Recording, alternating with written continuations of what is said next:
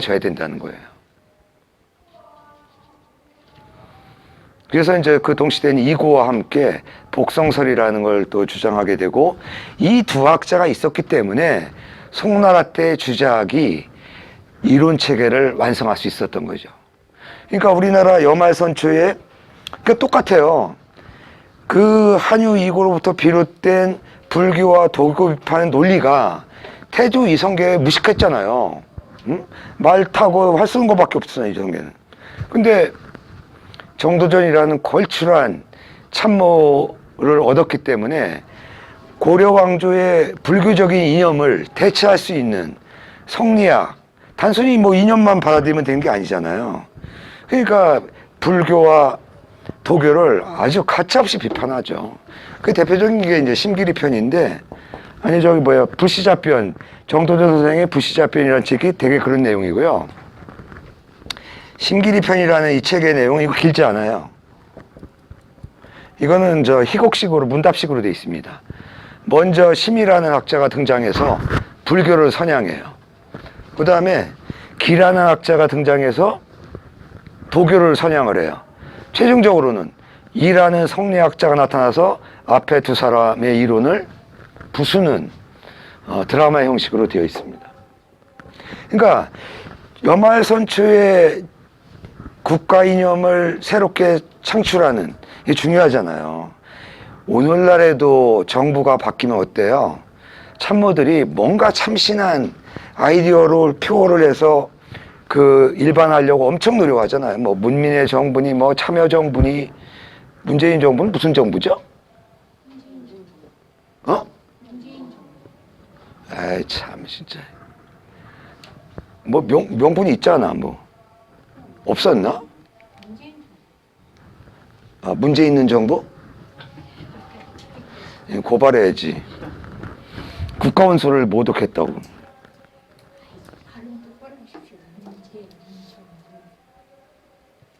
가끔 그런 생각이 들어요. 그 왜 이제 주로 청와대 참모들이 그런 걸 기획하고 많이 할 텐데, 너무 좀 시야가 짧은 게 아닌가. 그러니까 무조건 뭐 관료 경력이나 경제나 법률 쪽에만 너무 참모들이 치중이 돼 있는 게 아닌가. 좀 다양한, 여기 저 마 선생님 같은 역사학을 한 참모, 이렇게 해서 전공별로 말이죠. 두루두루해서 이 토론을 해서 어떤 이벤트를 할 때 토론해서 아이디어를 이렇게 좀 종합하는, 이런 게 좀 부족하지 않나. 국민들이 그렇게 원해서 그렇게 가는 것뿐이지 실제는 그렇게 하고 싶어요. 그러니까 청와대에서 보는 국민하고 이 각계각층에 있는 국민들이 좀 다를 수 있잖아요. 그런 거를 좀. 그 다음에 옛날에는 우리 조선 왕조 때만 하더라도 뭐 우리 동아시아 역대 왕조 다 최고 군주나 다음 계승자들은 다 스승이 있었잖아요. 경영 강의가 그거잖아요. 아무리 총명한 태자라 하더라도 최고의 지식인들한테 교육을 건너뛰고 왕위에 오를 수가 없는 거거든요. 그리고 왕위에 올랐다 하더라도 끊임없이 정기적으로 강의를 듣고 자기를 돌아보는 그런 계기가 있었는데, 뭐 제가 알기에 대통령 되고 나서 독서를 제대로 하는 대통령은 거의 없었던 걸로 알아요. 노무현 대통령이 좀 많이 읽은 걸로 알고 있고, 김대중 대통령, 문재인 대통령 가끔 뭐 책을 많이 본다고는 하는데, 확실히 독서의 힘이 무서운 거죠. 그런 거 보면 오늘 또 미국에서 많이 폭동이 났던데 10개의 주인가? 그 흑인이 그 경찰한테 막 깔려가지고 숨이 막혀 죽어봤잖아요. 그게 백인이었다면 그렇게까지 무차별한 진압을 하겠습니까? 좀 그런 생각했어요. 참 미국이 안고 있는 흑백 갈등, 보이지 않는 그 차별, 저거 극복하기 쉽지 않은데, 사실 이거는 저는 트럼프의 잘못이라고 봐요. 트럼프 대통령의 논리를 여러분 가만히 들어보세요. 어떤 발언이든 다 차별적인 발언이에요. 미국과 비국 아닌 나라, 모든 자기 나라 그 자기 계층의 이익만을 내세우거든요. 근데 지도자는 이러면 안 돼요. 예를 들어서 뭐 국무장관이라든가 뭐 어떤 미국의 특정 분야에서 중국을 견제하고 막 욕하는 건 좋아. 근데 대통령이 나서서 완전히 미국 이해를 심지어 이민 금지. 맨날 뉴스, 내 트럼프 관련된 뉴스 보면서 진짜 미국 역대 최악의 대통령으로 기록될 수밖에 없다. 아주 노골적으로 세계 최고의 지도자임을 포기하는 내용들이야, 다. 예. 뭐 제가 여러분 예전에 얘기했습니다만은 유럽의 지식인들이 트럼프를 무시한 거는 꽤 오래된 얘기입니다. 예. 근데 미국의 지식인들이 왜 안 일어나는지 모르겠어. 오늘 편집할 내용 많구나. 네, 됐고요. 요 16자 신법. 혹시 잠자기 전에 외워보세요. 예. 근데 여기서요. 예. 도심 유리가 미미하다도 있지만 아주 정교하다, 정미하다의 뜻도 있지 않을까요? 그 두 가지 해석이 다 가능해요. 근데 그런 이제 해석이 가능한 이유는 이 미미할 미자의 뜻도 있고 오묘하다는 뜻도 있고 그래서 그래요. 예. 근데 여기서는 위태로움에 반대되는 의미가 돼야 되기 때문에 그거를 오묘하다라는 의미로 은밀한 말 쓰기는 좀, 번역은 은밀하다고 하더라도 미미하다는 뉘앙스가 더 강하죠. 그러니까 세밀하다. 예, 잘 드러나지 않는다. 정확하다 이렇게 보고 싶거든요. 도라는 게. 아니 그거는 뭐 문박사의 재량이에요. 예. 그러고 주장하면 돼. 도울처럼 되는 거지 이제. 그러면 나는 이렇게 본다. 근데 누구도 그건 증명하지도 못하고 누구도 반박하기가 어려운 거예요. 근데 그게 어떤 자기가 알고 있는 전제와 일치한다면 그렇게 해도 돼요. 우리 물리학 법칙이 그렇잖아요. 자연의 법칙이 음. 그 중력의 법칙이 에너지는 자승분의 질량이잖아요. 그런 것들이 F는 MA 이런 것들이 저기 우리 그 목자도 말했듯이 아주 자연의 법칙은 정확하거든요. 그렇게 보면 자연의 법칙을 도로 보고 사람의 법칙이라는 거는 이랬다 저랬다 하는데 그게 되게 미세한 양성자 법칙하고 되게 유사하거든요. 저거를 만약에 진짜 16자 심전이나 16자 심법 정도로 보려면 되게 그 뜻이 깊은 뜻이 있을 텐데 그냥 철학적인 뜻이 아니라 정말로 자연과학의 의미도 같이 부여되어 있지 않을까라는 생각이 들었어요. 그럴 수 있죠. 예. 또 뭐 고민하고 더 아이디어가 떠오르면 그때 또 얘기해 주시죠. 그 다음에 뭐 요 얘기는 또 다 중복된 내용이고요. 요 맨 마지막에 이거 아까 얘기했던 거죠. 예. 고문상사는 공자의 후인, 후손이었던 공항곡이라는 사람의 정리를 거쳤는데 편목, 항목과 분량은 금문상서에 비해서 16편이 많았다라는 거죠.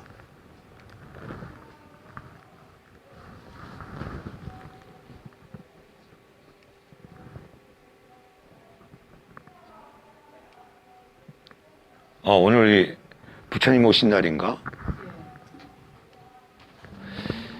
이거는 뭐 그렇게 중요한 거 아니고, 요거, 우리 책에서 다루지 않은 서경에서 자주 인용된 거, 아까 적어드렸죠?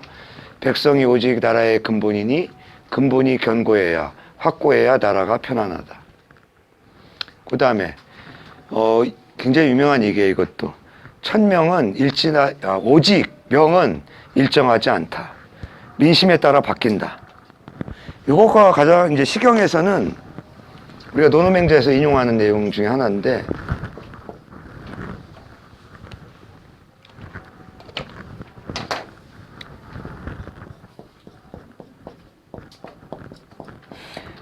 그러니까 이런 것들을 유행가로 만들어서 민간에 유포하는 거예요. 왜냐하면 쿠데타의 합리성을 확보하기 위한 거죠. 요건 이제 안일 밑자하고 똑같아요. 이것은 쓰러질 밑자인데 천명은 일정하지 않다. 똑같은 논리예요. 이건 시경에 나오는 식귀예요. 천명은 세습되는 게 아니라 민심에 따라서 언제든지 바뀐다. 유명불우상, 천명비상. 네.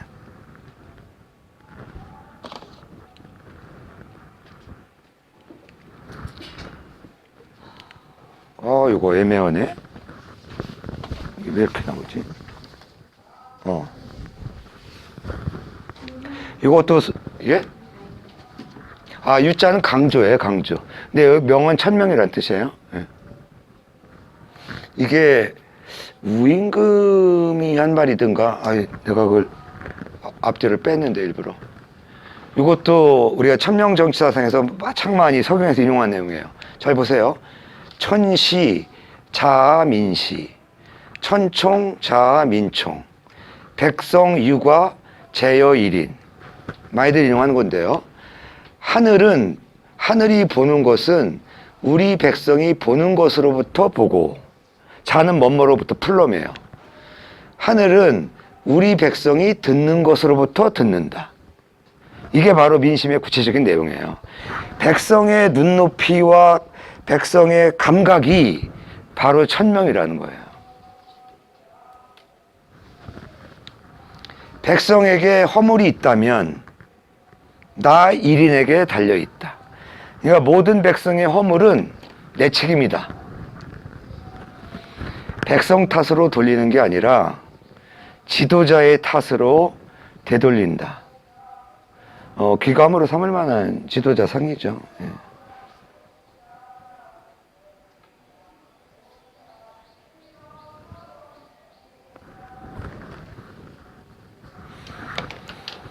자, 또 다른 혹시 질문 있으면 하세요. 아까 그 예. 친구가 원고에서 예. 그 한대 유교에 이제 부정하는 거 같은 한대 유교가 너무 정치적으로 흘러가기 때문인가요? 그래서 공중사 같은 사람도 인정하지 않나요?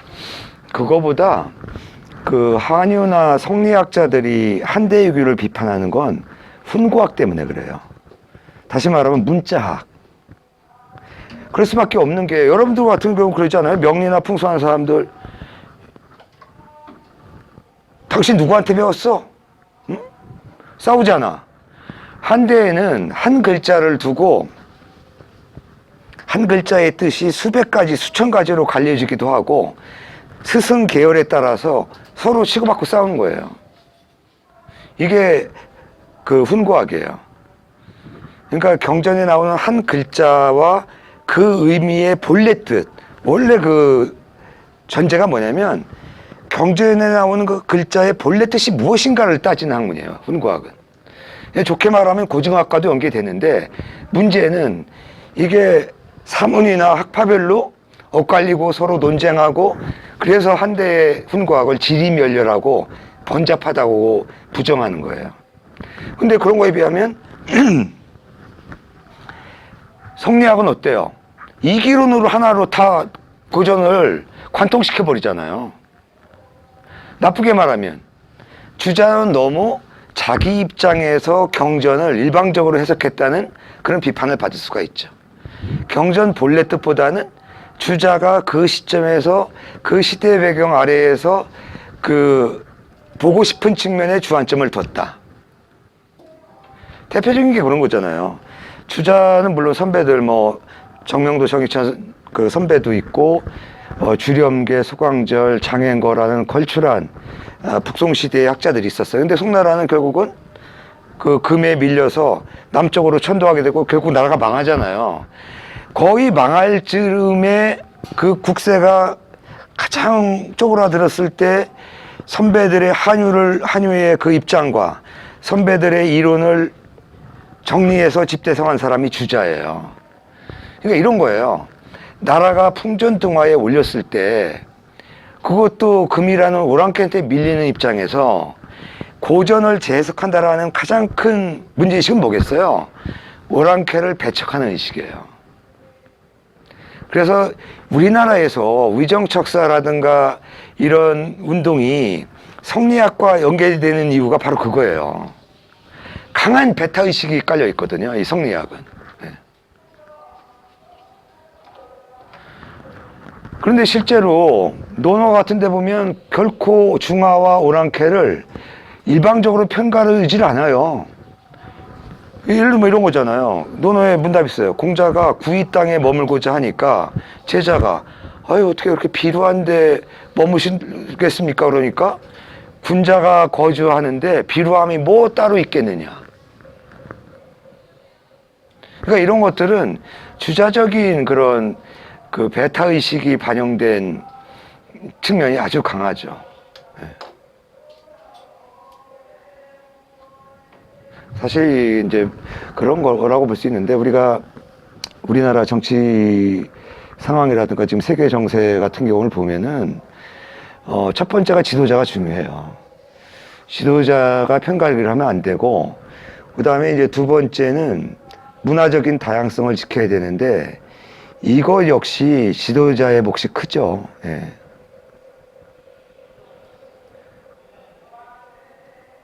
근데 역사적으로 보면 다양성이 전제되지 않은 왕조는 오래 지속하지 못해요. 무서운 얘기입니다.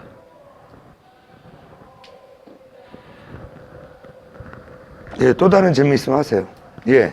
홍범 구주 중에서 1조가요. 음. 오행에 대해서 말했는데 네. 그럼 맹자보다도 먼저 오행을 얘기한 거네요? 아니요. 그 홍범 편은 한나라 초기에 정립됐다고 보는 게 정설이에요. 물론 홍범 편의 모든 내용이 한나라 때 유학자가 창작한 건 아니죠. 근데 그 편 자체가 성립된 거는 한나라 초기로 봅니다. 그러니까 나중에 추가된 것으로 많이 보죠. 맹자가 왜 나왔지 거기서? 맹자에서도 오행을 얘기하잖아요. 맹자에서 오행이 어디 나와? 성리지 성리. 그러니까 제대로 좀 이해를 해야 돼. 어쨌든 그거랑 그러니까 얼렁뚱땅 들었잖아요. 아까 얘기했던 마항태에서 나온 백서본의 그 노자와 주역이 있었고, 그 다음에 16가지 이제 그 문헌 자료가 있었다고 그랬잖아요. 똑같은 그 내용이 90년대에 그 또 출토가 됐는데 이번에는 죽간, 예, 초나라 죽간에서 나와요. 대나무에 쓰여진. 근데 백서본에는 없었던, 백서본에는 이게 비단이니까 그 사진들 보면 주역이든 노자든 중간이 다 써버렸어요. 가운데 이제 몇 글자씩 남은 걸 이제 모은 건데, 그러다 보니까 노자가 도덕경이 아니라 덕도경이다 이런 소리 나오는 거고요. 근데 주가는 이제 썩지 않고 선명해요. 근데 여기서는 그냥 뭐 무슨 내용인지 몰랐던 자료인데 주간에 보니까 제목이 오행편이라는 주간이 발굴되는데 오행편하고서 오행을 설명하는데 첫 번째가 인이에요. 그 다음에 의, 예, 지, 그 다음에 이제 성까지 해서 오행이 되는데 이게 2001년도에 공개됐어요. 근데 한 20년 전에 방박이라는 학자든가 이게 왜 논란이 크게 됐고 지금은 다 정리가 끝났어요. 순자가 맹자를 비12지화 편이 있거든요. 순자라는 책에 12제자백가를 비판한다. 여기에 유가 계열이었던 공자의 손자인 자사와 맹자를 한 묶음으로 비판을 하는데 뭐라고 비판하냐면요. 선왕을 제대로 알지도 못하고 큰 관과 도프를 질질 끌고 다니면서 오행을 날조해서 만들어냈다. 그러니까 이게 학계에서 논란이 된 게 뭐냐면 순자가 그토록 논리적인 사람인데 자사와 맹자가 오행을 날조해서 만들어냈다? 그러니까 우리가 알고 있는 거하고 전혀 다른 얘기잖아요. 그러면 순자가 말하는 이 오행이 뭐냐? 맹자책 앞만 뒤져봐도 오행이 안 나와. 그래서 논란이 됐던 거예요. 근데 주간본 발굴되기 이전에 방박이라는 학자였던 것 같아요. 그 양반이 하는 얘기가 뭐 가설로 이렇게 얘기했어요. 내가 생각하기에는 인의예지와 같은 덕목을 5가지로 나열한 것이 아닐까 이렇게 이제 논문을 썼는데 딱 이게 공개되고 나니까 본문에서는 오행이란 말이 없어요. 이 제목에서만 오행편이. 그러니까 백서본 20년 전에 백서본이 발굴됐을 때 사람들이 알아봤어야 되는데 왜냐하면 이인의 예지성이 나열되고 있었거든요. 결국은 이제 여기서 결정이 된 거죠. 유교에서 말하는 오행은 목화토금수가 아니라 도덕성의 5가지, 인의 예지성 5가지를 말한다. 그러고 거꾸로 오늘날 우리가 보는 맹자를 다시 봤더니 실제 그렇습니다. 맹자라는 책 중에 맹자는 인의 예지만 나열하는 게 아니라 2번에 걸쳐서 성이라는 글자를 써요. 그러면 이제 성은 뭐냐? 인의 예지가 온전히 드러난 경지, 이걸 성이라고 했다는 거죠. 그래서 이제 여기서 여러분이 마지막으로 해야 될 거는 행이든 덕이든, 실제로 말하면 우리가 인의 예지는 사덕이라고 그러잖아요. 그러니까 오늘날 우리가 오해가 없기 위해서는 맹자의 5덕으로 하면 인의 예지 성이 될 수가 있는 거죠. 예. 그런데 자사나 맹자 계통에서는 덕이라는 말도 썼겠지만 기본적으로 행이라는 말을 더 많이 썼다. 오히려 음양가 쪽에서는 추연의 저술이 없어요. 남아있는 게 없어요. 근데 역사 기록이라든가 후세 그 서적들에서는 뭐라고 나와요? 추연이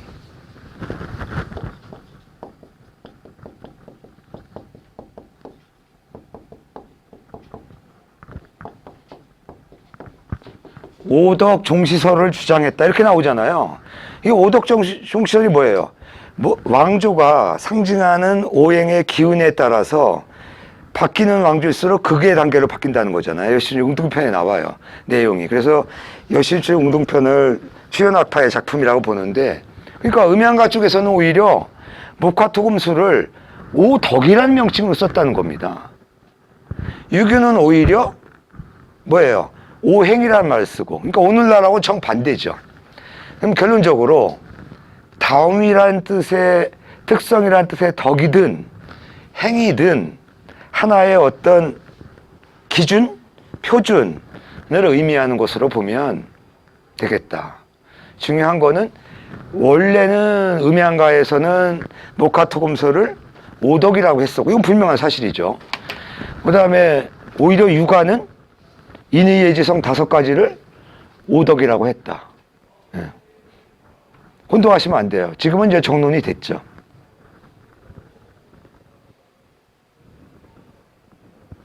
어디서 들은 얘기는 있었어. 맹자가 오행을 주장했다고. 뭐. 예? 제일 먼저 오행 말할 때 서경이 먼저 나왔다고.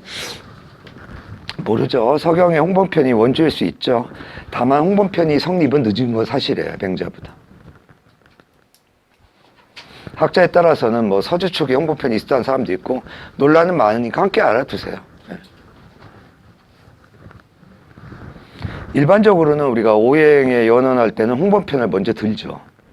근데 지금 얘기하는 이 오행편에 관한 내용은 우리나라 학자들 거의 안 다루고 있죠. 네. 우리 학교 학생들도 마찬가지예요. 오행하면 그냥 용어 설명 없이 목화토금수로 그냥 일반적으로 써버리고 마는데, 그럼 오행편의 작자는 누구냐? 그건 당연한 거죠. 자사나 맹자계통의, 자사계통의 유학자들이 정리한 논문일 것이다. 네.